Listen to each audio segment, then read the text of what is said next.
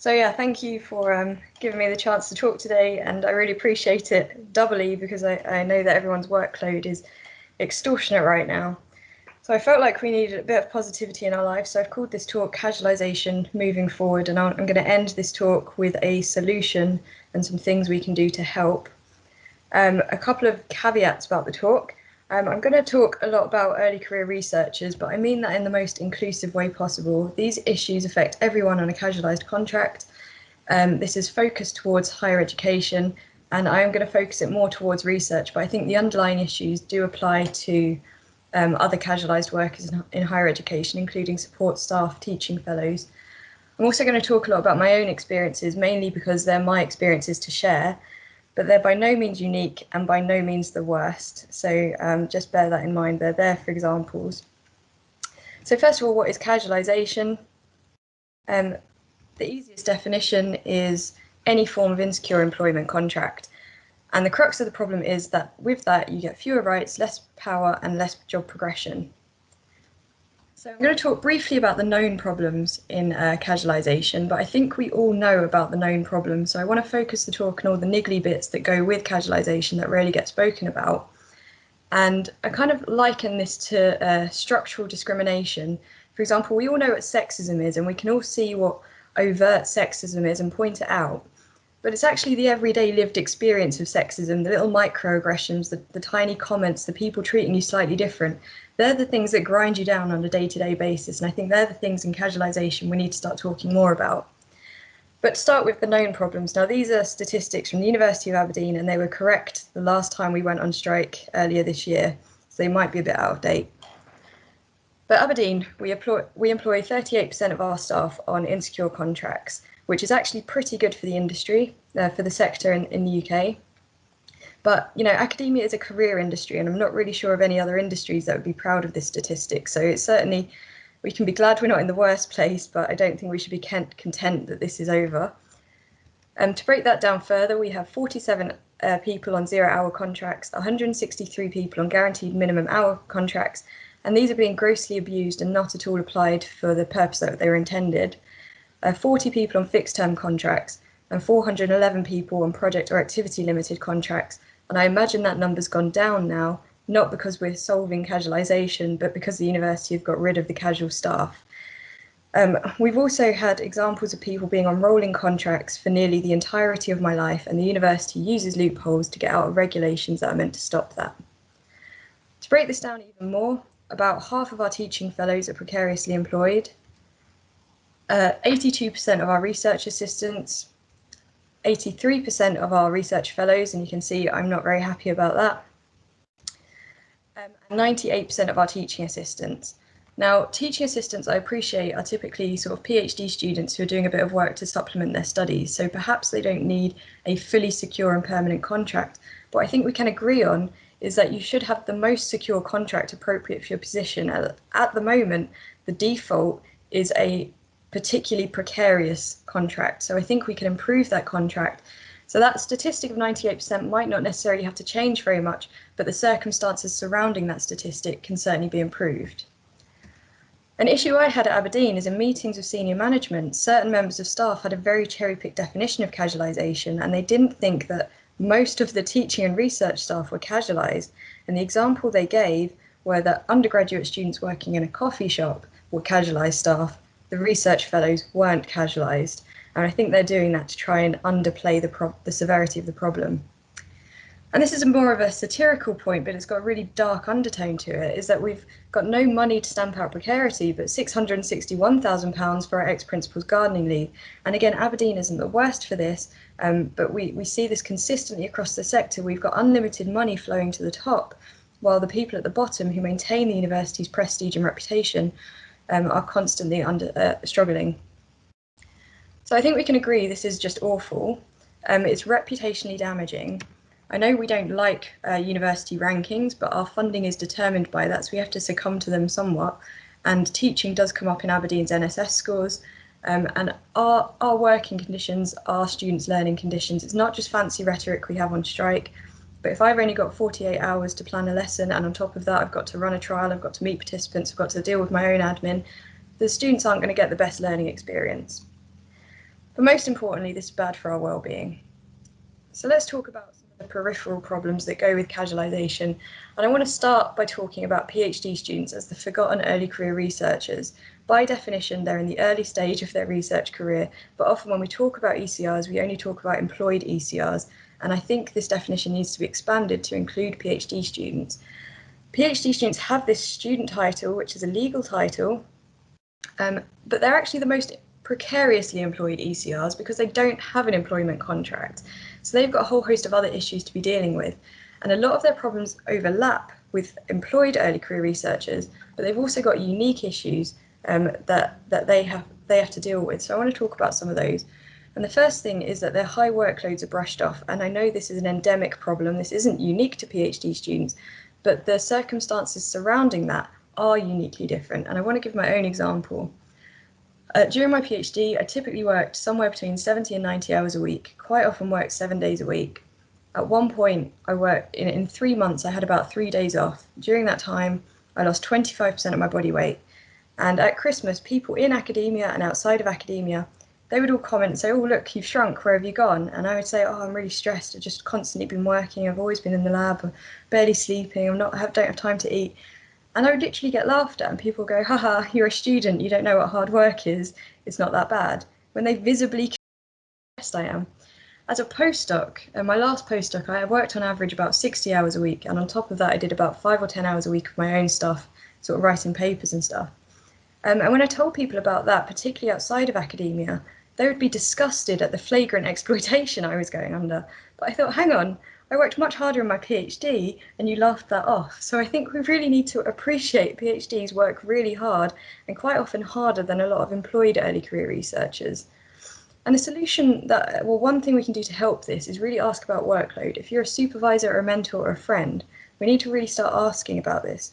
And by asking, I don't mean saying, how's your work going? We really need to probe here. There's a lot of power imbalances that come with a PhD supervisory relationship. From a PhD student's perspective, everyone around them is coping and they're being productive and managing all of this, and you're struggling. And because you have such huge imposter syndrome, you almost feel like an idiot if you say, I'm not coping and I'm struggling. So everyone's actually just internalizing their struggle and not talking about this and thinking everyone else is coping. So you as a supervisor or a mentor, you need to say, how many hours have you worked this week? Have you got a day off? Did you have a day off last week? Do you need help with prioritizing your workload? Do we need to adjust your project to make the outcomes more feasible for the timeline that you've got? We need to be proactive in encouraging these discussions. Next issue that consistently comes up is the inconsistencies in stipends, amounts, and rules. And the two key issues that I see a lot are whether or not you get paid sick leave or parental leave, and whether your stipend stagnates. And again, I was very lucky. I was funded by the ESRC, and they paid for 6 weeks sick leave, and then they gave me a paid 6-week suspension at the end of that.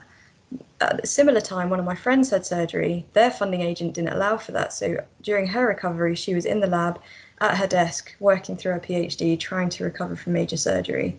It's fundamentally discriminatory. So I think if these things don't happen, university need to take responsibility, and they need to pay the difference in the stipend if it doesn't increase with inflation. And again, if the funding agent doesn't cover sick leave or parental leave, the university needs to step up and do that.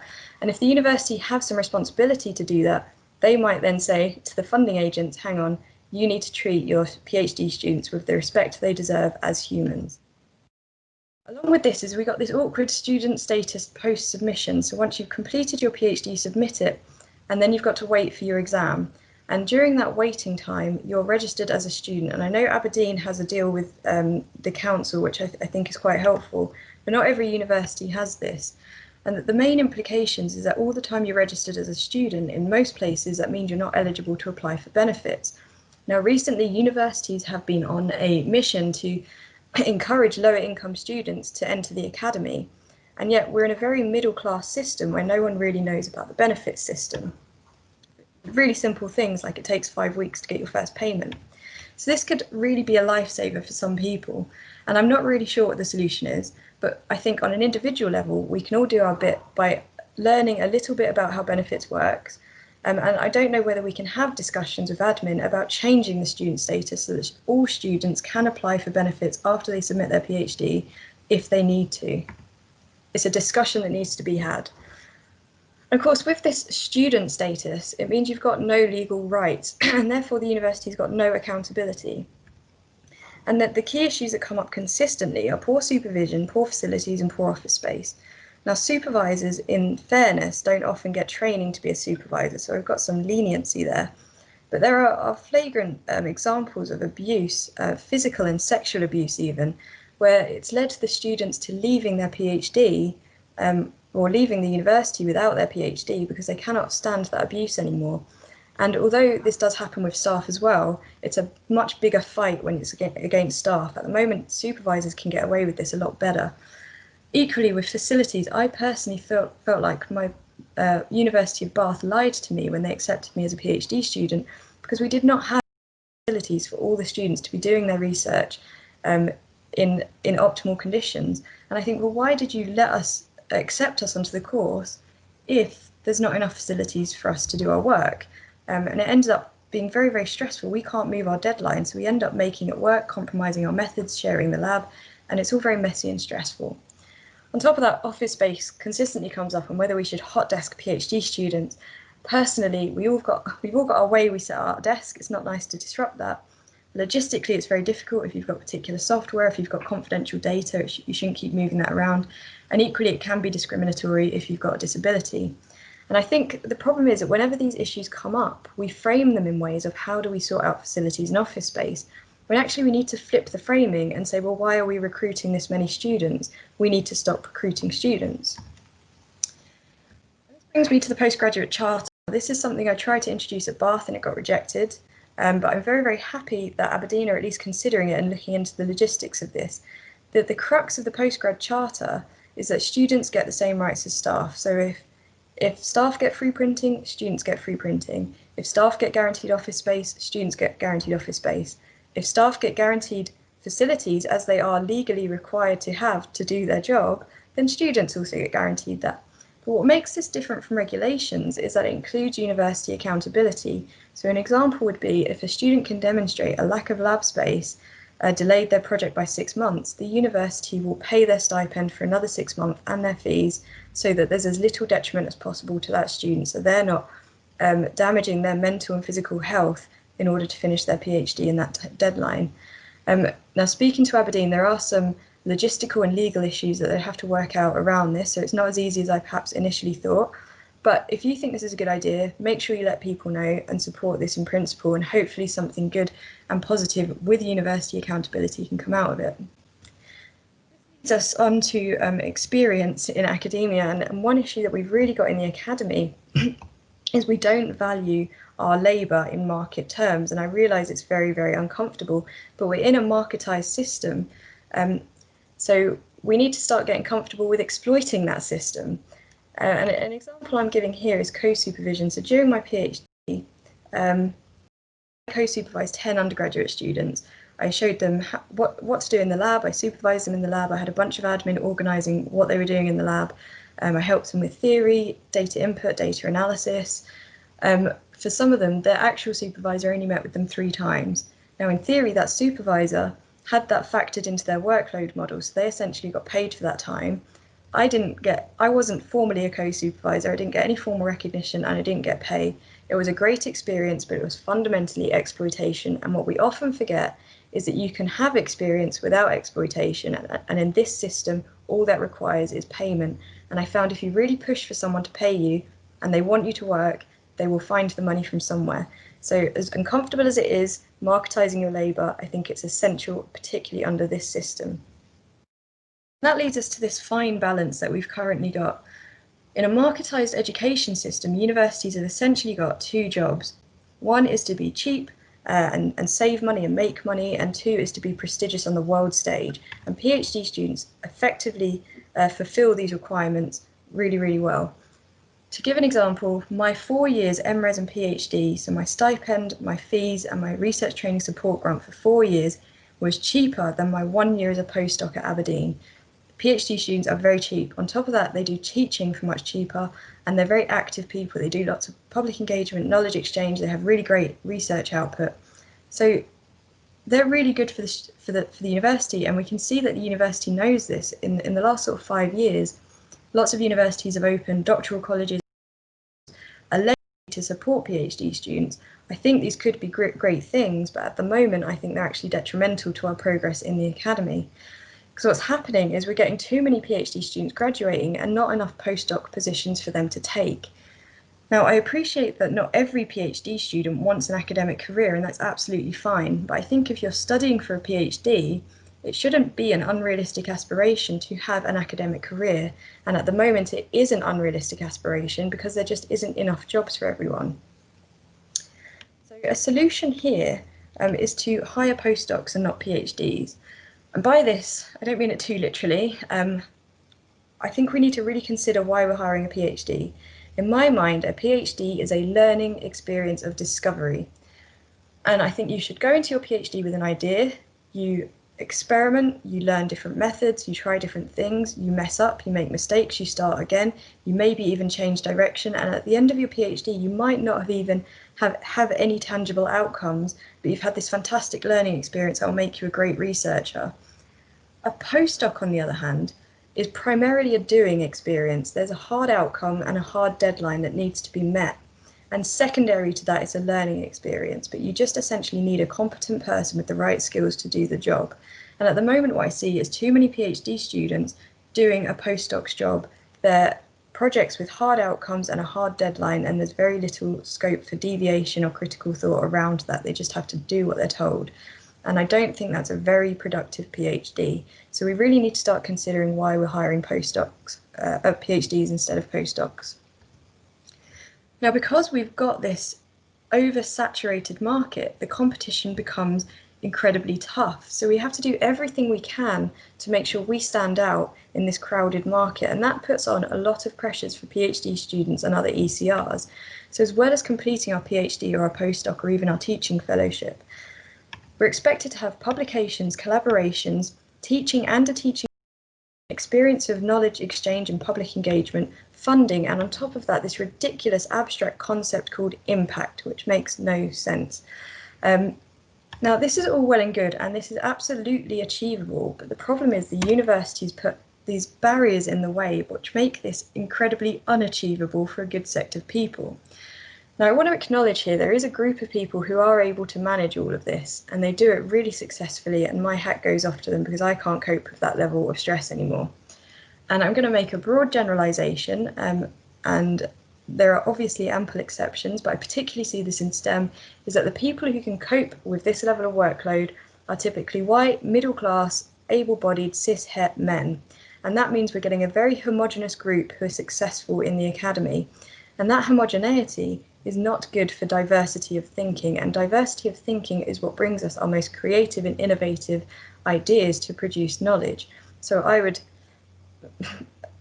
say actually we're reaching a point where a lot of our research is mediocre, and it's because we're excluding a lot of people with excellence. So I want to talk about these barriers, and this is for all ECRs, and it does definitely cross-apply to permanent staff too.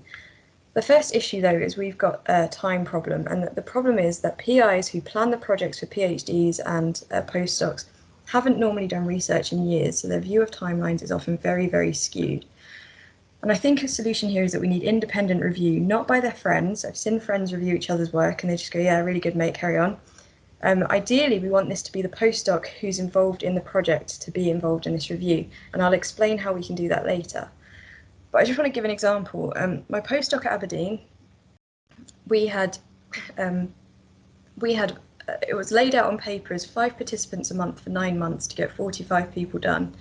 The project itself was a 1-month fully standardized diet, and we needed participants to come and visit us 8 times in that month, so twice a week. Now on paper that looks very neat, 5 people a month for 9 months and it's done. If I was to review that before we got the grant, the things that I would have picked up on were we need a bit of time to induct ourselves into the lab and understand how to do the methods and upskill. Project all guns blazing, because there might be a big logistical issue we hadn't thought about. So we want to start a little bit slowly to make sure we can iron out the creases. We want to account for the fact that summer's notoriously hard to recruit for because people go on holiday, and if we need them for a month, that can be doubly difficult. And we want to account for the fact that the lab is closed for 2.5 weeks over Christmas, which really delays your project by about a month. So I would have said, perhaps unpopularly, we need probably 18 months to 2 years to do this really well. Now, we did complete the project in the time frame, but without exaggerating, it did nearly kill us. The next issue we have is support, and the problem is that universities want world-leading experts, but they offer only token support at best. And a few things I think we can do for this. Firstly is I think we need to guarantee funding for conferences for all ECRs, including PhD students, and I would say at least 2 conferences a year. I appreciate we're in COVID times, so I'm hoping at some point we'll go back to conferences as we know them, but even now we can still provide funding for conferences.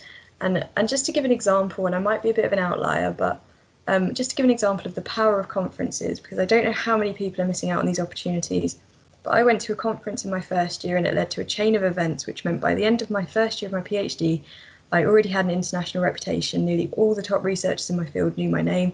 I made great collaboration with some people at London University who I'm still working with. It's an absolutely fantastic experience. And I do wonder how many people are missing out on that opportunity just because their supervisors and the structures around their PhD and their postdoc aren't geared towards encouraging conferences. And to give an example of that, during my postdoc at Aberdeen, I had funding to go to a conference. It was fully paid for, and I was told that I had to take that out of my annual leave to go because it was nothing to do with the project I was working on. So how is that very supportive if you want me to be an international scientist if you're not actually going to support me in the field that I'm known for? Along with this is advertising for your work, and you know, each of us have an obligation to make sure that we're advertising each other's work, particularly early career researchers, so retweeting their publications, for example. But this goes a little bit deeper, and again, my time at Aberdeen, there was twice that the comms team got really, really excited about my work. And they were talking about trying to get TV interviews and writing articles, and they got really, really excited. And then they found out it was work that I'd done at my PhD in Bath, not at Aberdeen, and their tone immediately changed and said, oh, well, we'll retweet it if you want. Now, as a scientist, that makes me feel incredibly unvalued. Like, why have you hired me if you don't care about my work? It really emphasised to me the university care very little for the work and the knowledge that I've produced, and instead they care much more for my labour and my ability to work hard. On top of that, we need to guarantee open access funding for work wherever it's done. So if you come from your PhD at one university and you're doing a postdoc somewhere else, and you want to publish work from your PhD, you should have funding available to you at your current institution. How are you meant to make an international reputation for yourself if people can't access your work? And how are you meant to have impact if the public can't see your work, and the public have often paid for it? I think it's just much more supportive if this funding is guaranteed. And equally, I think we need to incorporate time for CPT in grants that we apply for. So if you think a project's going to take 6 months, just say 7 months in your grant application, and then the postdoc has time for a holiday for a start, but they also have time to have half a day a week or so to be working on their own thing. Currently what happens is that PIs will often say, if you want to work on your own stuff, that's absolutely fine. And what they mean is if they walk past your desk while you're writing a paper, they're not going to be mad about that, and that's really nice. But what they should instead do is create the structures that means you do have the time within your workday to be able to do that, and that is factored into your time. The next thing we have is staffing. Now, this is a problem across the academy, so I'm not claiming this is an ECR problem. There are some unique issues of ECRs, or perhaps they're more difficult, they're greater difficulties of ECRs. I'm also focusing this on human research, although I think it applies to most other things like teaching as well. The crux of the problem is inadequate staffing, and that makes it really difficult to take time off if you're sick, to have annual leave or parental leave, and it also contributes to an excessive workload. And the reason I think this is exaggerated in ECRs is because, particularly with your PhD, you know, if I missed my PhD deadline, I would have to pay fees to my university, and I didn't have the money to pay fees. So there's absolutely no flexibility with my deadline, because it then costs me. It's not just my reputation it costs, but it costs me my my rent. So it's infeasible. So I think some solutions here are to avoid hiring just one postdoc on a project. In my postdoc at Aberdeen, there was me and I had an absolutely fantastic research assistant, and together we worked over 100 hours a week. Now on two 37-hour contracts, 37 hours a week contract, you can see there's easily enough room there for another postdoc to help ease our workload, allow us to have some time off, allow us for some CPD. It would have been a lot easier. So I think sometimes you just need to hire someone else. It's not fair to make someone work 60 hours a week. I think we also need to encourage more collaboration between PhDs and postdocs. And I appreciate there's a fine line between collaboration and exploitation. If you do collaboration well, it shouldn't really increase your workload. And I've had some really great collaborations during my PhD where we really were collaborating, we really were helping each other out. We learned other skills, we got on each other's papers. It was a collaborative thing, but we need to encourage this so that if you are off sick, you can rely on someone and you don't feel guilty about it because you know that you're working together on this project. Equally, I think PIs have a responsibility to make sure they can carry out the methods. And as an ECR, I can't go to my PI and say, oh, hey, can I just teach you how to do everything in the lab and show you all the paperwork? Because that makes me look incompetent and it makes me look like I'm almost planning to take time off. As a PI, your responsibility is to say, hey, when you've next got a trial, book me in, I'm going to come and watch, make sure I know how to do everything, and afterwards I want you to show me where all the paperwork goes. So PIs need to be proactive and break down the power imbalances. We have a whole bunch of other issues, and this isn't an exhaustive list, but these are the things that really grind me down. So first of all, when you're casualised, you're constantly moving around and you have no affiliation, and with that no affiliation, or no permanent affiliation, you keep changing your email address, and it sounds like a really small problem, but it really is annoying. When you move city, you've got so much things to think about, sorting out your old flat, finding a new flat, tidying up, clearing out your office, saying goodbye. It's very emotional, there's a lot to consider. The last thing you're thinking about is that your email address is going to expire and that you've got 3 papers under review, and you're not actually going to get the notification from the editor to say you've got peer review comments to deal with. It's really the last thing on your mind. Now, one solution I think we could have for this is if we have a central at ac.uk email address. So when you register as a PhD student, you automatically get this email address, and any affiliation you have auto links to this central email address that you have. And if you change universities, it doesn't matter because you've always got this permanent email, so you can put it on your publications. It really annoys me how many of my publications have got an out-of-date email address on, so people actively have to find me. But we have a central email address.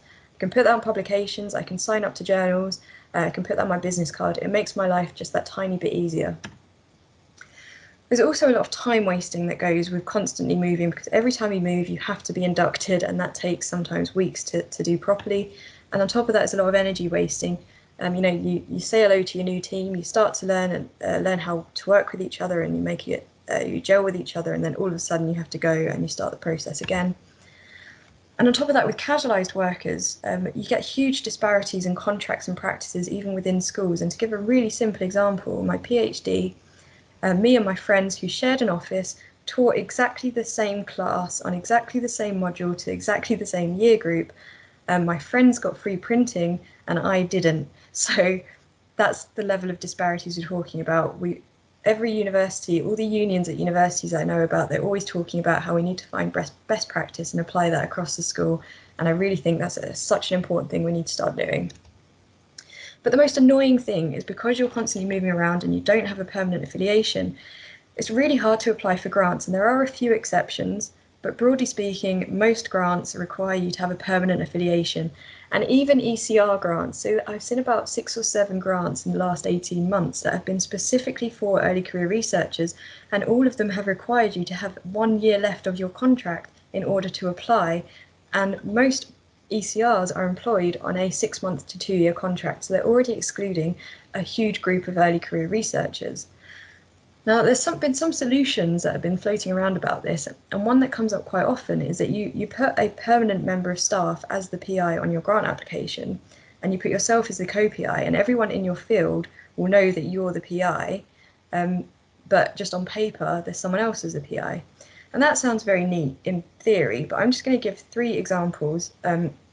These are real examples First of all, there's a legitimate threat that the PI will steal your grant, and I'm currently talking to a friend who's going through this. I've also had examples of people then being the co-PI on paper and having to apply to work on their own grant, which is very nerve-wracking in case they don't get the job. And again, I'm waiting to hear from someone to see if they're actually going to get the job on their own grant. And the third case I've heard of is people being denied a promotion because they've not been a PI on a grant. So I think this isn't actually a solution. One thing that might be a possibility, and again, this isn't a definite solution, but it's worth discussing, is perhaps grant agencies could put stipulations in their grant and say, for example, if you're awarded this, you've got 3 months to find yourself a university sponsor. And that puts the onus on the ECR, which is perhaps a little bit unfair, but at least it gives us an opportunity to at least apply for these grants. On top of the kind of academic stuff, there's a whole bunch of personal stuff that goes with casualisation. With constant moving is one of the most stressful things people can do, but you spend all your time saving up your money, and then every time you save money, you spend it all on moving. And it really annoys me that Vice Chancellors get thousands of pounds to help with their moving costs. Early career research either makes 0 sense. It's actually more hassle than it's worth to try and get money back to help them move. It also makes long-term commitments really, really difficult because you're constantly moving, particularly if you want to buy a house or start a family, or if you have got family, thinking about your kids' school and stuff like that. It's very, very difficult. Being a massive cat person, I'm obviously upset. It's hard to have pets when you keep renting and moving. I think we can all agree that academics on average are on the slightly socially awkward side of life, and that really creates problems of loneliness. Every time you move somewhere, you meet new people, which is quite daunting. You create a friendship group, you get comfortable, and then all of a sudden you have to leave again and start the process again, and that can really contribute to some mental ill health. And of course, if you've got long-term medical issues, it's really hard to get treatment. And to give my own example, it took me 9 years to get treatment for an injury I had, because every time I moved, I had to start the process again, getting referred. So there's a lot of personal issues there, but on top of this, it just feels like you've got no career, no future, no financial security. It puts strains on all your relationships. If your partner's got a job and you need to move to go to your job, that's a really stressful thing to happen in a relationship. Priority, do you separately? And on top of all that, all your annual leave involves essential commitments rather than proper time off. So essentially, your time is either dictated by your work or by commitments, things like weddings or some kind of family events and things like that. You never truly get your own time, and often annual leave is spent writing papers. Now, we can't get this far without talking about coronavirus, and the main outcome of coronavirus at the moment is that casual staff have essentially been culled. University have just got rid of anyone without a permanent contract. And I just want to give a hat tip here to the permanent staff whose jobs aren't even secure right now. The workload is increased because of COVID-related things, face-to-face online. But it's also increased because we've just got rid of all the casual staff who normally support you. So you guys are in a really difficult position too, and I just want to acknowledge that. But in terms of casual staff, I feel like universities have tricked us and trapped us. They've tricked us into thinking that academia is a viable career, and now they've trapped us in cities that aren't our home. I'm nearly 600 miles away from home. There's no way I would be in Aberdeen if I wasn't tricked into thinking this was a viable job to have. A lot of us have lost our jobs despite having work to do on the project, which we couldn't finish because things like the labs closed. So our actual redundancies make very little sense. But a lot of us knew being made redundant pre-COVID, so we had planned jobs to go to, and a lot of those jobs have been cancelled, and universities seem to have no remorse for that. On top of that, the market's crashed and research has stopped, so we haven't really got any job options right now. That creates a lot of financial stress. When I started renting in Aberdeen, I planned my finances according to my earnings. If I knew I was going to be on benefits, I wouldn't have rented somewhere that costs the amount I'm entitled to in benefits. So I'm using up all my savings now just to live. And on top of that, it just feels like the university doesn't care.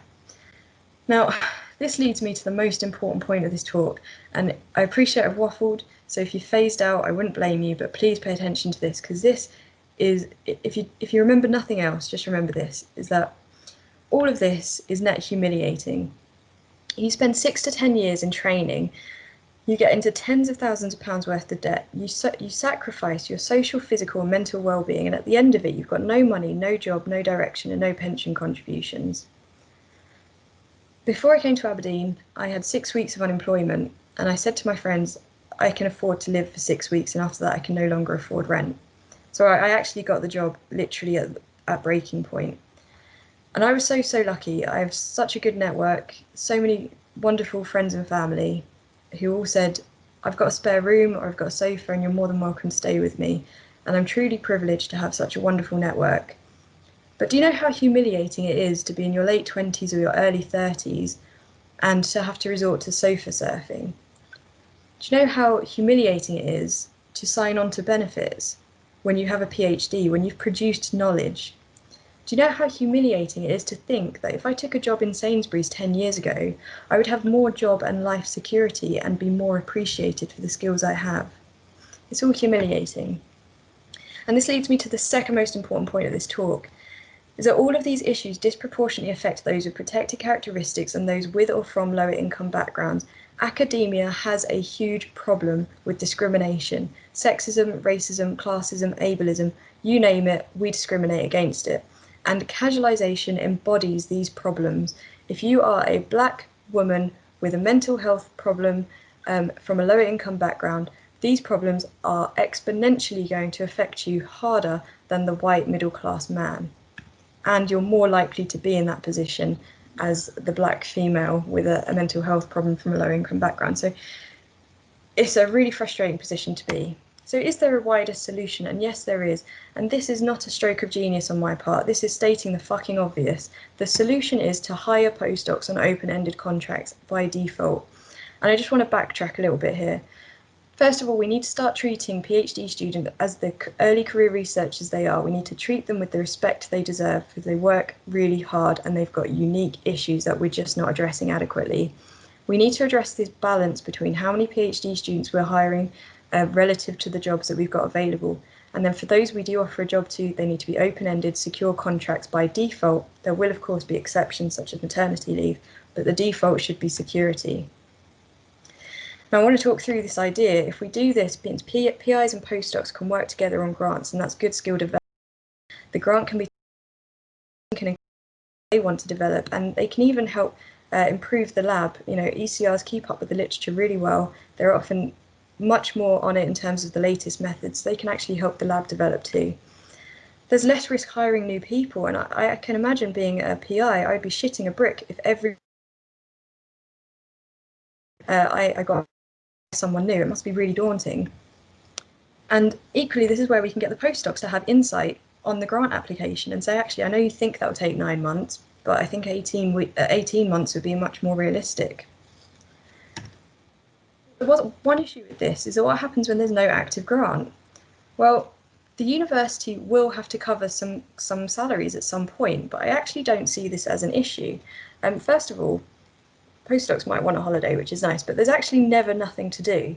There's going to be publications to write, public engagement, knowledge exchange, co-supervision, teaching, helping other people's research, student support, and writing our own grants because we have a permanent institution, which means all of this is net good for the university income, it's net good for the university prestige, it's net good for students, and it's net good for the ECR's well-being. So this is medium term. I think this will pay back really quickly. Let's just recap on some of the benefits to this. Is there's less time wasting of inductions, there's less time and resource wasting of recruiting new postdocs. This is something I've never ever heard being discussed before, but how much time and money and resources do we waste of HR hiring new postdocs for nearly every single grant that we get? That time and money and resources could be put into supporting early career researchers and paying for their salaries when there's no active grant keeping them going. There's also tailored CPD and training, which is much more efficient. There's the freedom for the postdoc to move on if they like without the stress of imminent unemployment. And this stress of imminent unemployment really causes so many problems. It's so hard to plan your time and plan your life if you don't know where you're going to be next month or in 6 months. It's also really hard to plan finding a new job. If you get offered a job and they want you to start a month before your current postdoc finishes, you're kind of stuck because you don't want to leave your current job early, and leave the job unfinished, but you don't want to say no to the new job or mess them around, because they might give it to someone else and there might not be another job waiting for you. And you know that whenever you leave a job anyway, you're going to have to finish off other work from your previous job. So it creates this constant stress that snowballs. There's also greater continuity with many things, but I've given the example of teaching. Pedagogically, it's much better for the students to have some continuity with who's teaching them, and you can build on the knowledge that you've given them the last time you taught them. But it's also pedagogically good for you as the teacher. It really frustrates me that nearly all of my lectures I've only ever done once, which means the feedback I've got I've never been able to fully enact and develop as a teacher. And on top of that, it's good for team building, strength, and it creates a much better environment. Now, there's also some other things that universities could do to support this. Now, if universities are going to put us in this precarious, casualised position, then they kind of need to deal with that. It should be their problem, not our problem. So one solution here is interim PhD and postdoc funding. And by this, I mean, if you don't have a job by the time your postdoc finishes or by the time you submitted your PhD thesis, the university just covers you for 3 months at your previous salary. And in that time, you can have a rest, you can apply for jobs, you can look at grants, you can write papers, you can be productive, use that time, and hopefully reduce a little bit of the stress of casualisation. This is a really niggly point, but this goes back to feelings of not being valued. And we really need to differentiate research associate and research fellow. And some universities do this really well. Aberdeen doesn't. And sometimes these terms are used interchangeably, but there is a difference. A research associate is typically someone who kind of more so does what they're told, and a research fellow is typically someone who's got a lot more autonomy. I was a research fellow at Aberdeen, and I had zero autonomy. Every idea I had pretty much got shot down, and it makes me think, well, why have you hired me with a PhD? I don't need a PhD to do this job. I'm essentially just an overqualified and overpaid office and lab monkey. It makes you feel very and couple that with imposter syndrome, it's not a very nice feeling to have. Going back to my previous point, we really need to be proud of the scientists we have instead of focusing on where they did the science. And I just can't stress enough how important it is to show that it's okay to be proud. If you've achieved something, it's okay to be proud of that. And we should be patting each other on the back and showing off the brains that we've got rather than where that knowledge that brain produced came from. And finally, I could do a whole talk on this alone, but I won't. We need to start addressing structural power imbalances.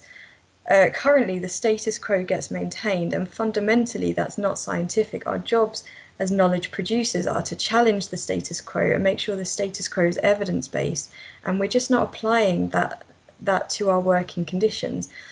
And to me, this boils down to us having 4 types of senior academic. The first type are those who see the oppressive ways of academia and do what they can to stop it. And these, I can't thank these people enough. These are the kind of people, the professors out on strike about pension issues that don't affect them, the PIs out on strike about casualisation when they possibly even benefit from casualisation, the white men out on strike over gender and BAME pay gaps. These people are wonderful. These are the type of people who see that you're drowning, they call the Coast Guard, they throw you a line, they help you out, they might even swim out to try and save you. The second type are those who see the oppressive ways of academia but don't do anything. And this is a really difficult group. They're super lovely to talk to, they're super empathetic, but these are the kind of people who see that you're drowning and they see you from the shoreline and go, oh, hey, looks like you're having a hard day. We can get a coffee later if you want to talk about it. It almost feels gaslighty. So as lovely as they are, it's a very awkward dynamic to have with someone. The third group are those who don't even see their own oppression, let alone other people's oppression. So these people could even be drowning themselves, but they're too busy looking at the clouds and going, oh, look how pretty the clouds are. And they might see you drowning, but they don't see you drowning. They go, oh, look, you can see your view, you've got a lovely view going on. It's a really hard group to get through to, and I think one thing we need to do, and I'm saying this as an idea, not as a definite, but one thing I think we need to do is take our heads out of our asses a little bit and start changing our language to people like this. You know, I've spoken to people like this who didn't know what casualisation was and they didn't understand that it's a problem. So we need to start reframing, changing our discourse. Words like oppression, casualisation, structural discrimination, these aren't a language these people speak. we need to speak their language, go, hey, if you're constantly hiring new staff, doesn't that add stress to your life? We need to flip the balance so that it's talking about them and speaking a language that they understand. Finally, there are those who maintain or perpetuate the oppressive ways of academia, whether or not it's intentional. I think those in these two groups, they're not doing it intentionally, but we also have a distinct group who are chucking you into the water, hiding the keys to the boat that can come and save you, and then distracting everyone on the beach, showing them plans for a shiny new building. I think we know who I'm talking about. So my question to you is, which one are you and which one do you want to be? And on that note, I will finish. Thank you very much for listening, and I'm more than happy to have a conversation